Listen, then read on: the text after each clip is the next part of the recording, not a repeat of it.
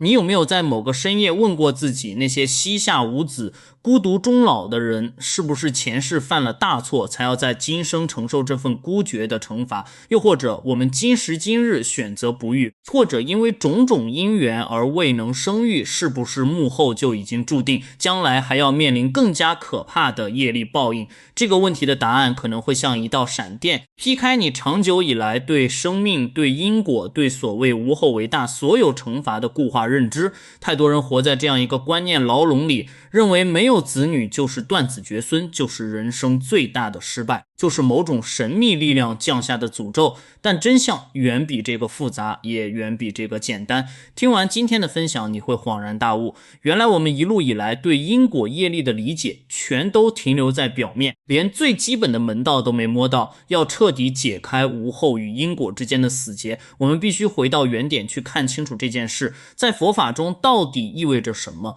在世俗的眼光里，子女被看作是血脉的延续，是养儿防老的保单，是为你担幡买水送终尽孝的依靠。更有那一句不孝三无后为大，像一道紧箍咒死死地箍在无数人的头上。然而从佛法的角度去洞察，子女并非私有财产，也不是人生标配，他们是你生命旅途中遇到的一种缘分，一块福田是一次考验，更是一种福德的显现。只不过这块福田并非人人都有因缘去耕种，就算拥有了，也不能保证一定收获完美的果实。同样的道理，无后这种情况在古老的智慧里被称为绝户，但极少有人知道绝户并非只有一种苦涩的模样，它分为3种截然不同的情况，对应着3种完全不同的因果逻辑。而在这些情况背后，恰恰隐藏着生命最深刻的滋味，藏着你闻所未闻的命运密码。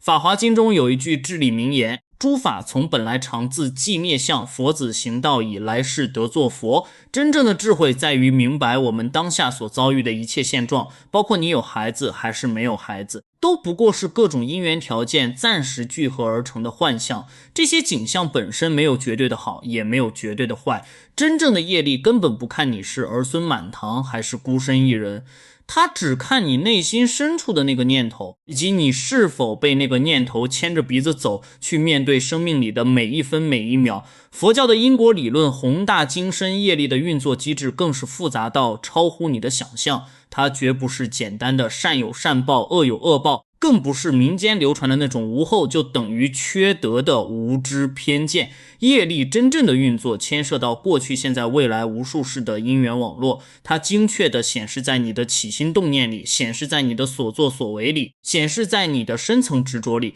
一个看似无子无女的人，很可能在前世积累了大量的善业与福报，今生只是换了一种更自由更无牵绊的方式去完成灵魂赋予他的使命。相反，一个看似儿孙满堂的人，也可能因为对子女过度的执着与控制，因为无意识的溺爱与偏袒，反而为自己和他人未来的生命旅途种下了痛苦的种子。功德经的教诲清楚明白，一个人的终极价值从来不在于血脉的延续，也不在于香火的焚烧，它只在于你的智慧是否增长，你的慈悲是否流露，你是否做出了那些真实帮助他人利益众生的好事。有的人没有亲生骨肉，但他倾尽心血培养的学生成百上千，他无私帮助过的人不计其数。这种精神的传承，这种法脉的延续，远比单纯生物学上的父子关系更加伟大，更加不朽。再看那些出家人，那些大修行者，他们毅然放下了个人的小家庭，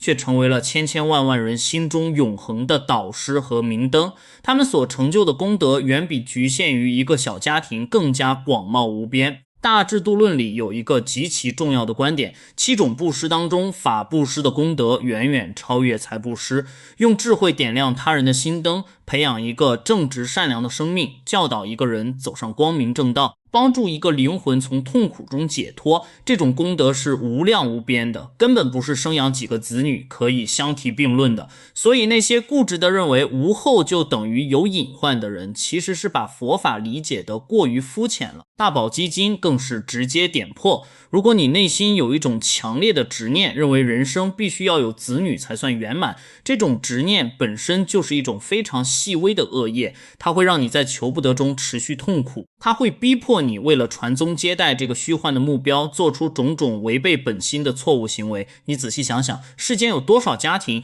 因为生不出儿子而日日争吵，家无宁日？有多少女性因为无法生育而被家族冷落，受尽屈辱？又有多少无辜的孩子因为父母只把他们当成传宗接代的工具而失去了无忧无虑的快乐童年？这些悲剧的源头在哪里？全都在那个死也要有下一代的顽固念头里。金刚经的无上智慧教导我们，凡所有像皆是虚妄你眼中子女承欢膝下的温馨画面，和你眼中形单影只的凄凉景象，都不过是因缘聚散时投射出的影子，它们不是永恒不变的真相。当你能够放下对这两种画面的执着与分别，你才算是真正体验到了什么叫解脱，什么叫活得自在。这些没有子女的人，如果他们能以一个开阔豁达的心去接受现实，以一种慈悲利他的行动去生活，他们所得到的内心宁静与外在福报，很可能远远超过那些仅仅为了完成传宗接代任务而盲目生养的人。接下来我想和你分享3个发生在这个世界上的故事，然后我再换一个更深入的角度，为你彻底理清无后与因果业力之间那条隐秘的绳索。第一个故事发生在古老印度的王舍城，城里有一位腰缠万贯的商人，他的财富庞大到足以买下整座城市的产业，可他有一个天大的烦恼，活到50岁，膝下仍然没有一个孩子。在当时的观念里，无后是最大的不吉利，是最大的羞耻，所有人都在背后议论，说他上辈子肯定犯下了滔天罪恶，所以这辈子才要绝后。商人听到这些流言蜚语，内心如同被刀绞一般痛苦，他开始疯狂地求神拜佛，四处寻找高人，只求能得一子。有一天，他听闻伟大的觉者来到了王舍城，立刻准备了丰厚的礼物，专程前去拜见。见到觉者后，他跪在地上痛哭流涕地问道：世尊，我这一生乐善好施，从未做过伤天害理的事，为什么上天要这样对我，连一个孩子都不肯给我？觉者望着他，脸上露出无比慈悲的微笑，轻声问他：你是不是认为只有拥有子女才算是有福气呢？商人毫不犹豫地回答：是的。觉者缓缓说道：那我给你讲一个过去的故事。在很久很久以前，有一个勤劳的农夫，他的田地非常贫瘠，收成差极了，日子过得异常艰苦。有一天，城里来了一群托钵修行的行者，问农夫能否施舍一些食物。农夫虽然家中只剩下最后一点糊口的米，但他没有丝毫犹豫，全部拿出来供养了这些行者。他的妻子看到这一幕，急得哭了出来，拉着他说：我们自己都快饿死了，你把所有的粮食都给了别人，我们接下来怎么办？农夫平静地看着妻子，语气坚定地回答：如果我命中注定要饿死，那我也要死得有价值。如果因为怕死就变得吝啬和自私，那样苟活下去又有什么意思呢？农夫说完这句话，那群修行者中一位走在最前面的领头者突然转过头，眼含热泪地望着农夫。原来这位行者是一位已经证得解脱的圣人，他完全知晓农夫的真实处境，正是为了考验农夫的发心而来。行者将自己钵中所有的金银珠宝全部倒在了农夫的家门口，并对农夫的妻子说：你的丈夫是真正的菩萨，这些珠宝是他纯净善心的显现，但他最大的福报不是这些财富，而是他布施时那颗不夹杂任何私心的纯净之心。这个善因是用多少劫的时间都用不完的。你的丈夫未来将得到的善果将远远不止这些金银，他会生生世世大富大贵，衣食无忧。而最关键的，他将在未来的某一世亲身遇到觉者，听闻正法，获得究竟解脱的智慧。觉者讲完过去的故事，看着眼前的商人，继续揭示道：那个农夫就是你的前世，你前世那份无私布施的心，让你今生拥有了富可敌国的财富。但你知道你为什么今生没有孩子吗？商人茫然地摇头，眼中充满了巨大的困惑。觉者接着说：因为在你那一世，你曾经发自内心的发过一个愿望，你当时看到那班修行者无牵无挂地周游列国传播真理，你内心充满了向往，你对你妻子说，但愿我们来世不要有家庭的牵累，这样就能用全部的财富和精力去帮助所有需要帮助的人。你的妻子虽然当时答应了，但这个由你内心深处发出的愿望已经像一颗种子一样深深地种在了你的心田里。商人听到这里，如同从一场大梦中猛然惊醒，他终于明白自己今生的五子根本不是什么罪业所致，恰恰是他前世亲手许下的那个宏大愿望，在这一世实现了觉者，接着开示他。你现在拥有如此庞大的财富，又没有子女的负累，这不正是你实现前世夙愿的最佳时机吗？你可以用你的财富去修桥铺路，去救济贫苦，去支持正法的弘扬，这才是你今生最重大的任务。商人跪在地上，泪流满面，内心所有的痛苦和纠结瞬间化为乌有。他不再为自己的五子而苦恼，反而开始积极地运用他的财富去做无穷无尽的善事。他捐建了许多精舍，使之成为觉者讲经说法的重要场所。他救济了无数穷苦的百姓，供养了数不清的修行人。他在生命的最后一刻，内心了无牵挂，面带祥和的微笑，安详地离开了这个世界。这个故事背后的深意就是想告诉你，五子未必是恶业的显现，很可能是一种前世愿力的牵引，那是一份让你更自由地去完成修行，去履行更大责任的缘分。用世俗的功利眼光去审视无后的人，永远无法参透因果的精髓。第二个故事发生在很久以前的中国，在那个时代，有一位出生在大户人家的女子，她知书达理，温婉贤良，出家前是一位标准的大家闺秀。然而她因为身体的缘故，婚后无法生育，在那个不孝有三无后为大的年代，她因此被丈夫绝情的抛弃。一个无法生育的女人在那个社会里几乎是死路一条，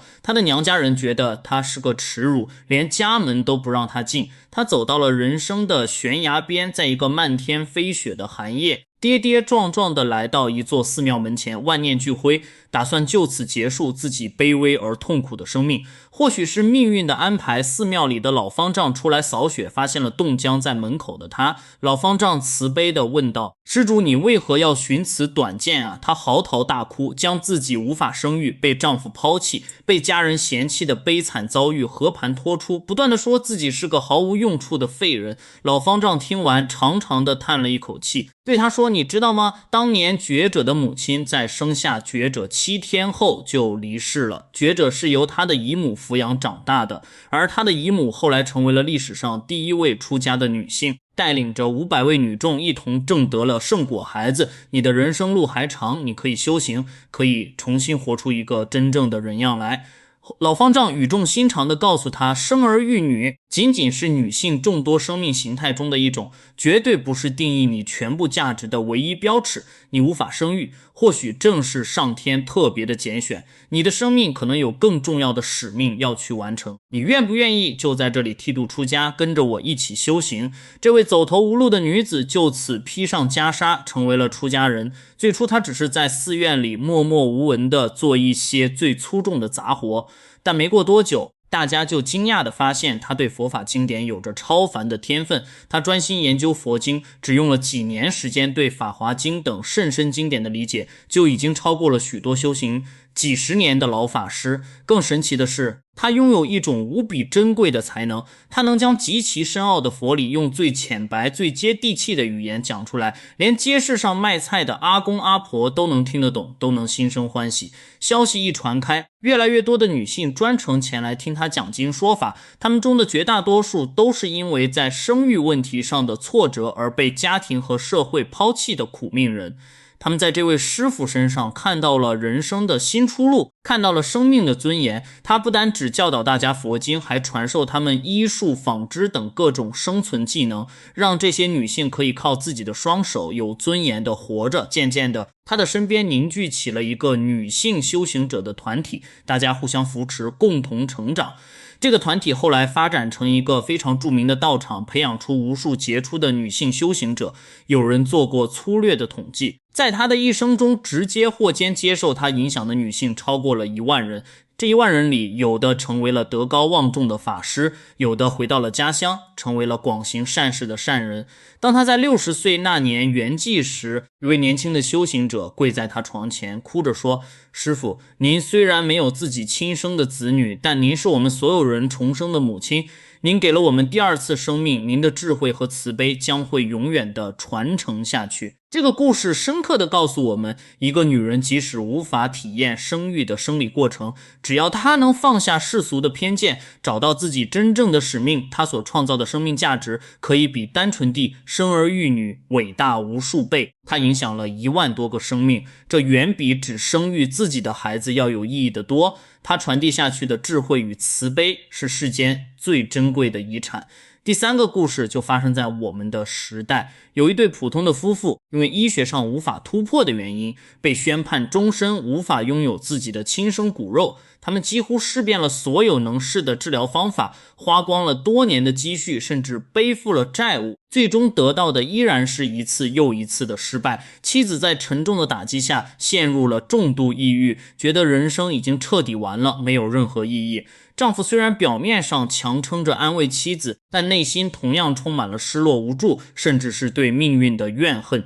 一天夜里，丈夫百无聊赖，随手翻到了一本旧书，里面有一句话像惊雷一样击中了他：众生度尽，方正菩提，地狱未空，誓不成佛。他瞬间如同被雷劈中，幡然醒悟，地藏菩萨连成就无上正等正觉这样的大事都可以放下，唯一的目的就是救度沉沦在痛苦中的众生，而自己竟然因为一个还未出生还未存在过的孩子就打算沉沦下去，放弃自己整个人生的价值和责任。这样的想法岂不是太过狭隘和荒唐了吗？这个念头如同一道强光，瞬间照亮了他内心的黑暗。他开始重新思考和审视自己的人生，并和妻子进行了一次彻夜长谈。他们最终决定不再在生育这件无法强求的事情上钻牛角尖，而是要将生命的时间和精力用在真正有意义的事情上。他们把原本准备继续用来做治疗的钱全部捐了出去，资助那些偏远山区因贫困而无法上学的孩子们。当妻子收到第1封来自山区孩子的感谢信时，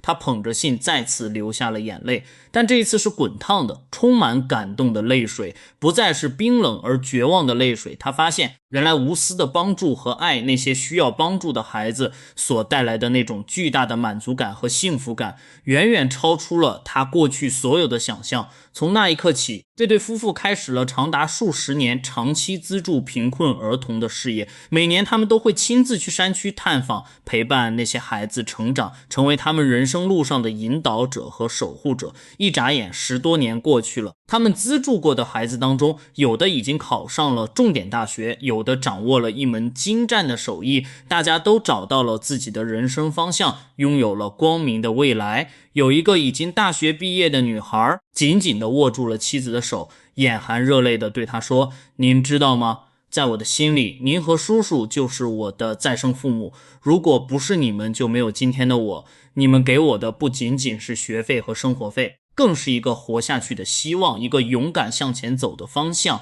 就在那个瞬间，妻子终于彻底放下了内心多年的那个死结。她深深地明白了，所谓父母和子女的缘分，根本不必通过那一条狭窄的血缘钮带来维系。这对夫妇自己虽然没有生育，但他们用爱和奉献拥有了几十个比亲生还要亲的孩子，而这些孩子将来也会怀着一颗感恩的心去帮助更多的人。这种善意与爱心的传递远远比单纯的血脉传承更加有意义，更加深远，更加永恒。更神奇的是，在这条无私奉献的道路上，妻子的抑郁症不知不觉地完全康复了，她变得开朗自信，整个人充满了生命的活力。她时常和人分享自己的感悟，以前的我总觉得没有孩子是人生最大的不幸，如今我才真正明白，执着于一定要有自己的孩子这个念头本身才是最大的不幸。当我放下这份狭隘的执着，用心去爱更多的生命时，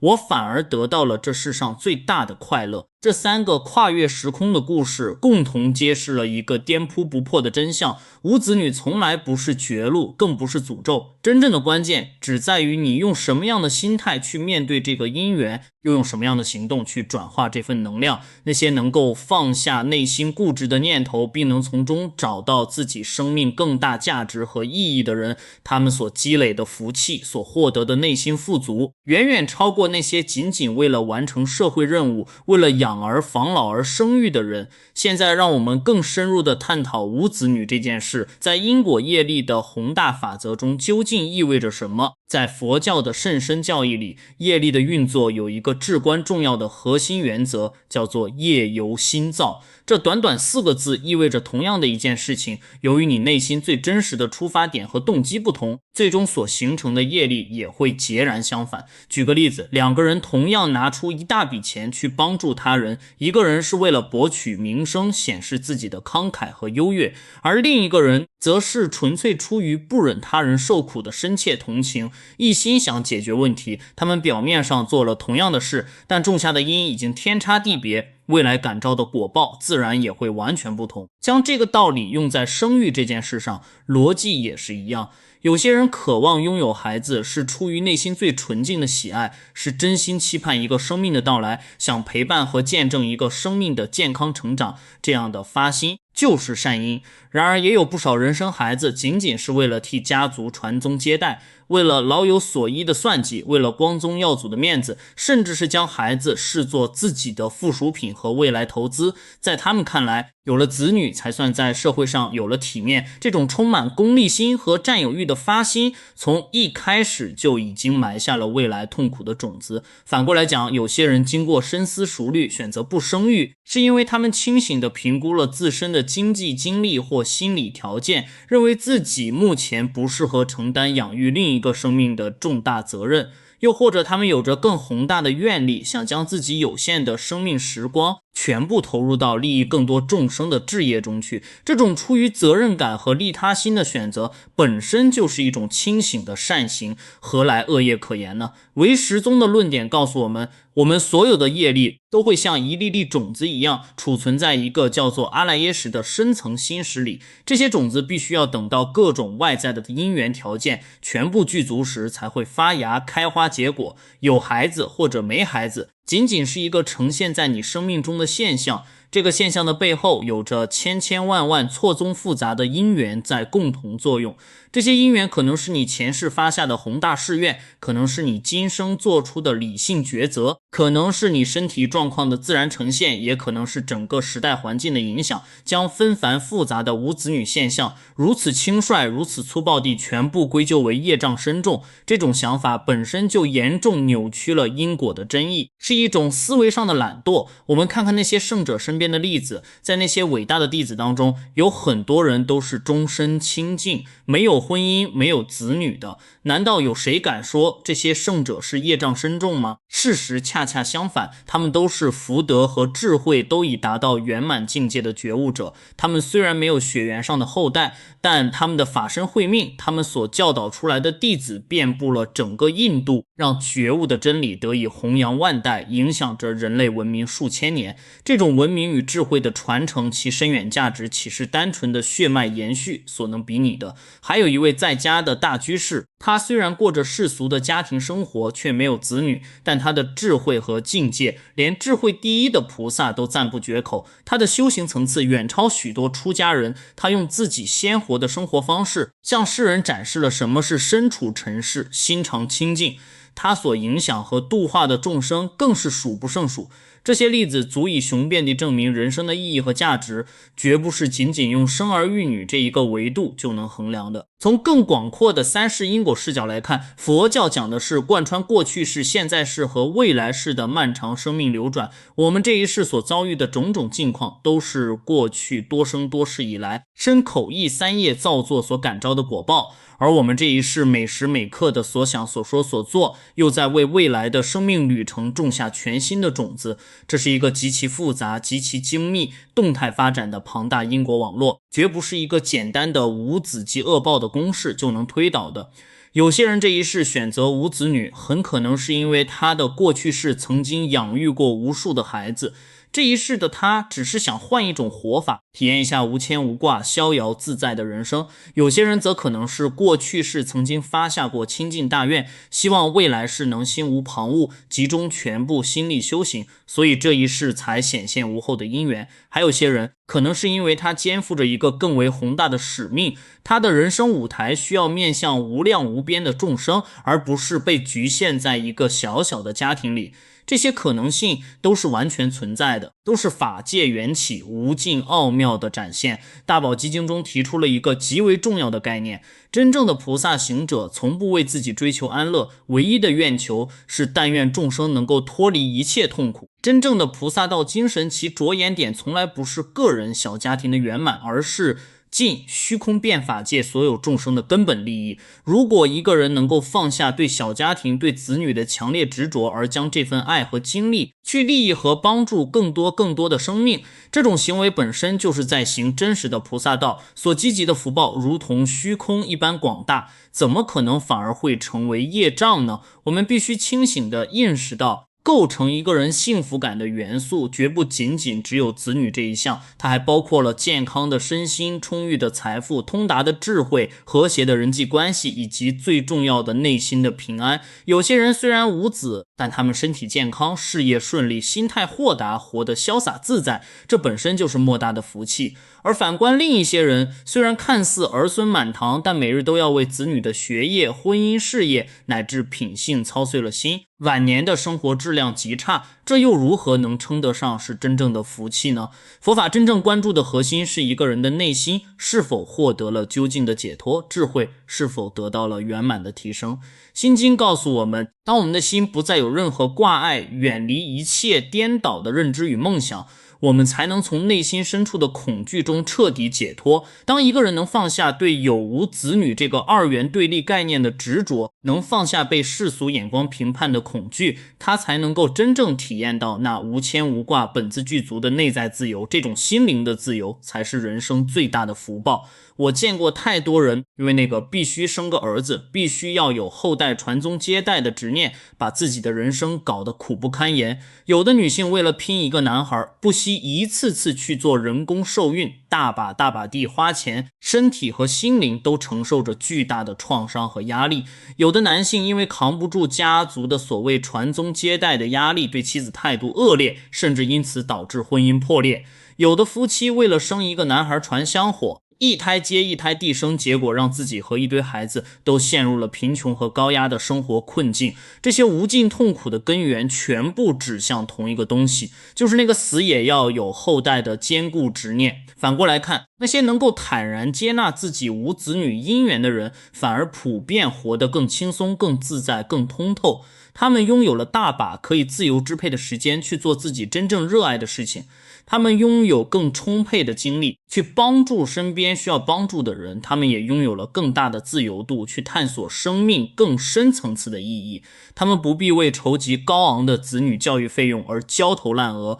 不必为子女不可预知的未来而日夜焦虑，更不必陷入那些因子女问题引发的复杂婆媳关系、家族矛盾等无休止的麻烦之中。从这个角度来看，无牵无挂本身就是一种难得的轻福。佛陀在杂阿含经中一针见血地指出，执着是所有痛苦的根源。我们顽固的执着于人生一定要有子女这个僵化的观念，这份执着本身就会源源不断地带来痛苦，而且这种执念会像一块黑布一样紧紧地遮住我们的慧眼，让我们无法看见人生其他的可能性，无法发掘那些同样珍贵甚至更加重要的人生价值。一位当代的高僧曾智慧地开示，衡量一个人生命价值的不在于你创造出多少个肉体，而在于你启发和点亮了多少个灵魂。一位老师或许终身无后，但他用心血培育的学子成千上万，这些学生将来走向社会，又将影响千千万万的人。一位良医或许选择不生育，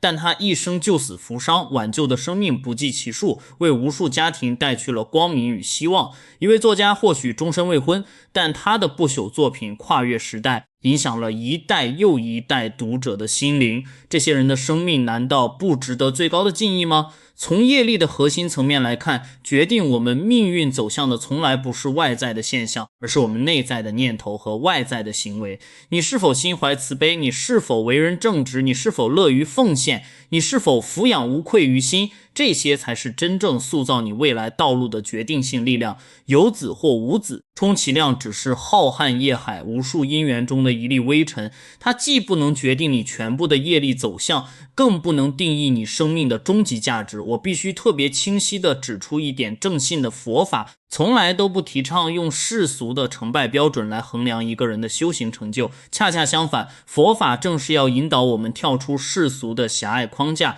用更高的般若智慧去关照生命。有一句警语说得好，宁可我直如须弥山一样巨大，也切莫升起否定因果的空见，怀揣着傲慢与偏见。意思是你执着于世俗的观念虽然不对，但还不是最可怕的。最可怕的是你用一堆错误偏激的见解去随意否定他人的生命价值，并且还自以为是认为自己掌握了真理。那些以无后为大作为借口去讽刺挖苦评判无子女者的人，这种行为本身就是在造下口业，种下新的恶因。而作为被评判的无子女者，如果能够修炼出强大的内心，保持内心的平静与坦然，不被外界的闲言碎语所动摇，反而能借着这个境遇修成深厚的定力，增长解脱的智慧，那么这份逆缘就成了增上缘，成就了无量的功德。维摩诘经中有一句极为深奥的开示，观身实相，观佛亦然。这句话告诉我们，当我们能够透彻地看清自己身心世界的真实本质时，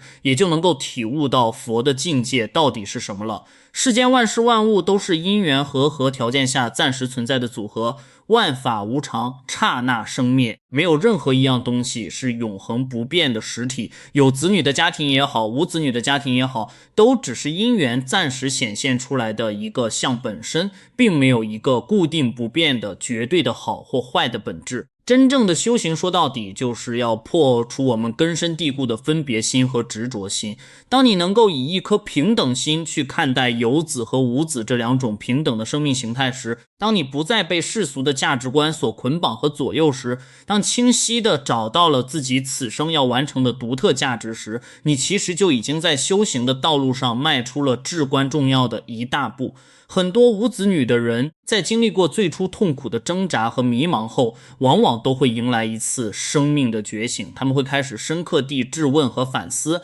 人活这一辈子到底是为什么？我存在的终极意义是什么？我能为这个并不完美的世界做些什么？这些深刻的思考会促使他们变得愈发成熟，愈发慈悲，愈发接近生命本来的样子。从这个绝妙的角度来看，无子女反而成了逼迫他们成长和觉悟的最强大的推动力。佛法里有一句充满力量的话，烦恼即菩提。它的意思是那些让你痛不欲生、烦恼无比的遭遇，只要你能拿出智慧和勇气去直面它、转化它，它就会变成你证悟菩提的最佳养分。无子这件事，如果你死死地抱着不放，感到无比痛苦，它就是你的烦恼和枷锁。但如果你能豁然放下执着，从中体会到无我的智慧，它就可以即刻化为菩提。我认识一位非常令人敬佩的女士，她因为身体原因无法生育，曾经为了这件事痛苦挣扎了很多年，后来她有缘接触到佛法，慢慢的放下了那个执念。她和她的先生一起创办了一个社会公益机构，专门去帮助那些身体有残障的孩子。她曾经亲口对我感叹，以前的我觉得没有自己的孩子是我这一生最大的遗憾，现在的我才真正明白，正因为我没有自己的孩子，所以我才能拥有更多的时间和精力去爱和帮助那些更需要帮助的孩子们。这就是上天赋予我的使命。如今他创办的机构已经实打实地帮助了超过1000个家庭，改变了1000多个孩子的命运。每当有人好奇地问他会不会因为没生孩子而后悔时，他都会绽放出灿烂的笑容，幽默地回答，我的孩子啊，多到数都数不清，他们每一个都是我的心肝宝贝。这就是无上的智慧，这就是转烦恼为菩提，这才是真实不虚的修行。为了从因果业力的角度彻底理解这件事，我们还需要了解一对重要的概念。共业和别业。所谓共业，是我们和所有众生共同招感、共同创造的业力。比如我们共同生活在这个时代，有着共同的集体记忆和命运。而别业则是一个生命独有的与他人不共的业力，比如你独特的身体状况、你的人生际遇等等。有无子女这件事很大程度上属于别业的范畴，是你独有的个人因缘的显现。但是即便是别业，我们也万不可简单粗暴地以好坏善恶去贴标签。佛陀在许多经典中都清楚开示，一个业因要成熟，结果必须依赖众缘和合。这就是说，哪怕你过去种下了某个因，如果促使其成熟的缘分、时间、地点等条件不齐全，这个因也不会结出果实。所以当我们看到一个人此生无子女时，绝不能像个审判官一样一口咬定人家前世一定做了什么坏事。更何况佛教的核心教义之一就是轮回，是生命无始以来无限漫长的流转过程。这一世你无子，下一世可能你会拥有一个人丁兴旺的大家庭，这一世你儿孙满堂，下一世可能你会成为一位逍遥自在的行者。把目光放得长远，再长远一些，不要死死地执着于这一世短暂的某个表象，这才是一个有智慧的人该有的生命态度。法华经中那一句一切众生皆有如来智慧德相，给予了我们无与伦比的信心。它揭示了宇宙人生的终极秘密。每一个众生，每一个生命，就其本质而言，都本自具足与佛无二无别的智慧与功德。这个内在的佛性不因为你生儿育女而增加半分，也不因为你无儿无女而减少半分。你生命的终极价值在于你有没有通过各种因缘的磨练，将自己内在的这份如来宝藏显发出来，而绝不在于你外在的家庭状况如何，或者你膝下有几个儿女。生命最深邃最根本的意义在于对宇宙实相的觉悟，在于从一切烦恼中彻底解脱，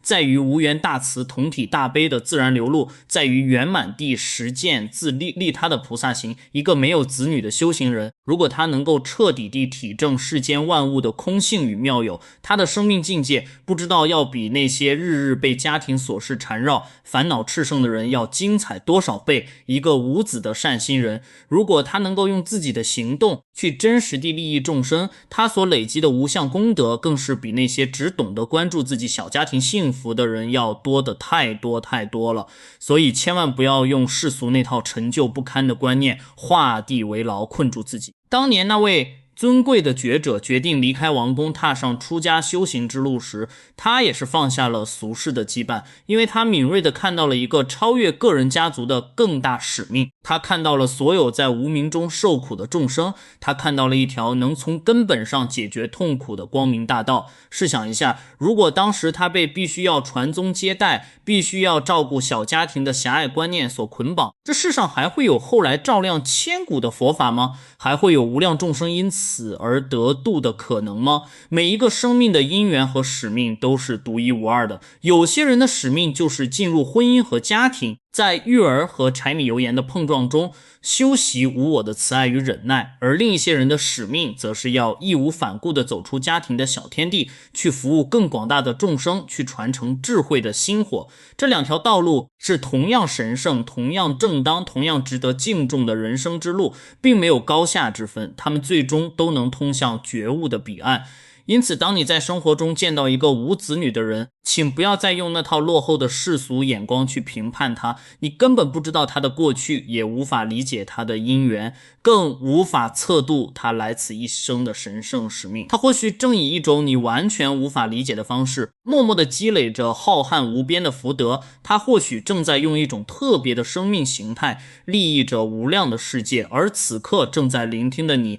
如果你自己正是一位无子女的人，那么请你从内心深处把那些世俗强加给你的闲言碎语和沉重包袱统统都放下吧。你的价值从来不被你的子宫或血脉所定义，而在于你选择用何种姿态去活出你独一无二的人生。你可以选择去成为一位菩萨，用你的资源和精力去帮助千千万万需要帮助的人。你可以选择专心致志的修行，求取内在的宁静与圆满的智慧。你可以选择去追求你心灵深处最渴望的梦想。只要你的心是善良的，你的动机是纯净的，你的行为是利他的，那么你的福报就会像影子跟随身体一样自然累积，你的解脱之路也必会自然展开。业力绝不是那个你想象中拿着小本本准备惩罚你的狱卒，它更像是一位最严厉也最慈悲的导师。你犯下的错误，它会让你吃苦头，让你成长；你所行的善举，它会赐予你甘甜的果实。无论我们当下面对何种境况，那都是我们生命中独一无二的学习和成长的机会。有子女的人要在亲密关系中学习如何给予无条件的爱，如何放下掌控，如何无私的奉献。无子女的人则要学习如何深刻的接纳和拥抱自己，如何超越孤独，活出生命的壮阔与自由。每一种人生剧本都蕴藏着无上的价值，每一个生命选择都理应得到全然的尊重。最关键的是，我们能不能在我们自己所处的这场独一无二的生命大戏中演出真正的智慧，活出真正的慈悲。讲到这里，我由衷的希望你的内心已经清晰的明白，无子绝非恶业，也绝非惩罚。恰恰相反，那些能够以清净心和宏愿力去接纳并转化这个因缘的人，他们很可能正在以另一种方式积累着比常人更为广大的福气。真正的业力存乎一心中，在于你的觉悟与迷知；真正的价值在于你的精神是否传承，你的文明是否延续。华严经的开示依然在耳边回响，一切众生本来成佛，每一个生命的本来面目都是绝对清净，毫无染污的。无子与有子只是这个清净本体之上缘起缘灭的一个短暂影像。当我们拥有穿透幻象回归本源的智慧时，我们就获得了那无与伦比的大自在。请放眼人类历史的长河，你会发现那些最闪亮的星辰中，有许多都是世人眼中无后的人。那位追求真理的觉者出家后便无子女，那位宣扬博爱的圣人一生未婚，古代那位被人赞不绝口的颜回年纪轻轻就去世了，没有留下后代。画家梵高、作家简·奥斯汀以及那位被誉为最接近神的科学家特斯拉，他们皆无子女。难道你能说这些璀璨的生命是没有价值的吗？他们对整个人类做出的贡献，难道不是远远超过了许多拥有庞大家族的庸碌之辈吗？他们的思想、他们的艺术、他们的发明，跨越了死亡和时间，影响着千秋万代的人。用佛法的智慧之眼来看，他们虽然没有血脉上的后代，却拥有了更为宏大、更为不朽的精神传承。这种思想的传承、智慧的传承、慈悲的传承，远比那脆弱易断的基因传递要来得更深远、更持久、更富有永恒的意义。一个人的基因不过传个3代5代，就可能已经稀释得无影无踪了。但一个伟大的思想，一个慈悲的举动，一个觉悟者的智慧真言，却可以在千百年后依然如明月般照亮人心。再看我们当下的社会，已经有越来越多的现代人出于各种原因，主动或被动地选择了不生育这个现象，绝非什么需要恐慌和抨击的社会退步，它只是一个需要我们放下偏见去深深理解和尊重的一个关于个体生命选择的多元化呈现。每一个独立的个体都有完全的自主权，去选择自己想要的生活方式，只要他的选择是出于理性的考量，是忠于内心的声音，并且没有伤害到任何人，那么我们都应该送上最真诚的支持和祝福。作为想探寻生命真谛的人，我们更要以慈悲与智慧的双眼来看待这个现象。我们绝不能用业力这个名词去恐吓、去捆绑那些无子女的人。我们唯一应该做的是帮助每一个人，无论他有无子女，去发现和实现他生命本有的价值与意义。不要给别人施加无谓的心理压力，给他们更多的爱、理解、支持与空间，这才真正符合佛法的精神，这才是菩萨的举动。请牢牢记住我下面这句话：生命的价值从来不是由旁人定义的，它完完全全由你自己亲手创造。你可以选择成为一名伟大的父亲或母亲，在陪伴一个生命成长的过程中体悟爱与奉献的真谛。你也可以选择成为一位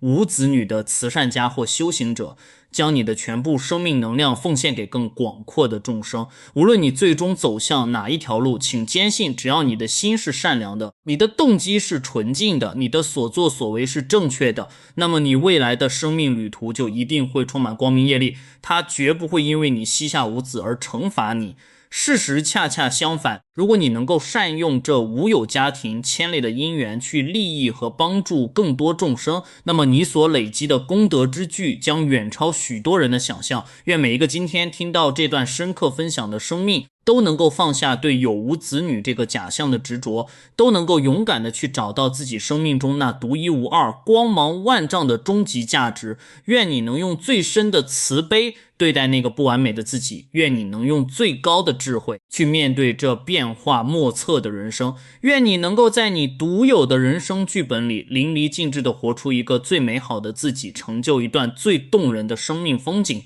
如果今天的内容给你的心灵带来了一点点触动，一点点启发，我真诚地恳请你将它分享出去，让更多的光照进那些仍在黑暗中挣扎和迷茫的心灵。当你第一次尝试用正确的知见去破除那些根深蒂固的思想束缚时，当你第一次尝试用慈悲的心去理解每一个不同生命的选择时，欢迎你在评论区留下你的感悟或你的疑问，甚至是你自己的生命故事。你的一个微小分享，或许就是那些还在十字路口徘徊的人最需要的一盏指路明灯。最后让我留一个问题给你，也给我自己，用余生去静静的思考。当你的生命走向最终点的那一刻，你内心深处是希望后人记住你的，是你曾经在这个世界上生育了几个孩子，还是你曾在这个并不完美的人间留下过多少善意的足迹，给予过多少人真实的温暖，为这个世界增添过多少光明？这个问题的答案就是你余生所有道路真正该前往的方向。愿每一个在寻找终极光明的旅人都能在漫漫旅途的终点遇见那条只为你而存在的光芒万丈的大道。如果你喜欢这样的内容，请记得关注，我们下一期再会。